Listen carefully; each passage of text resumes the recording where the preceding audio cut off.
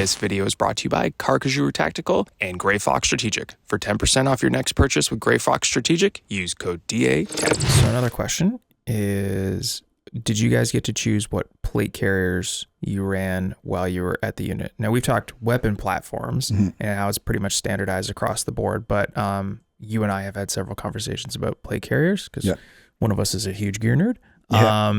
So yeah, and because you were at an interesting time because it shifted while you were there. Yeah. So yeah.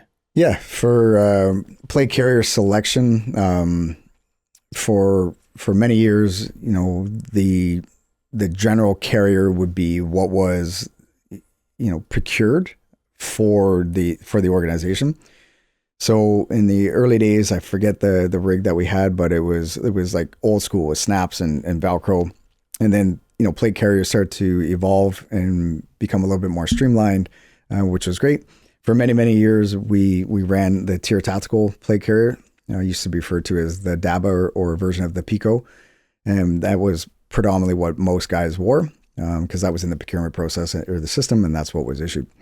And then for guys that were like, you know, kind of true gear nerds and gear guys, it would not be uncommon that guys might buy their own variation, and, you know, as long as it, you know, met a certain spec and you know, was able to hone the ceramic ballistic plates that were being utilized, they would try different carriers. And then as the years went on, in my transition when I left, the unit was in that transition from switching from the Tier to the Cry Precision JPC, so the jumpable plate carrier. And I think to this day, there are some guys that, you know, they still run the Tier because they're comfortable with it, they're familiar with it, and it works for them, so they haven't switched. Other guys have switched because, again, it's kind of like that latest greatest. You know, what's the newest thing? Guys will switch because it's the newest thing, not necessarily because it's any significant game changer.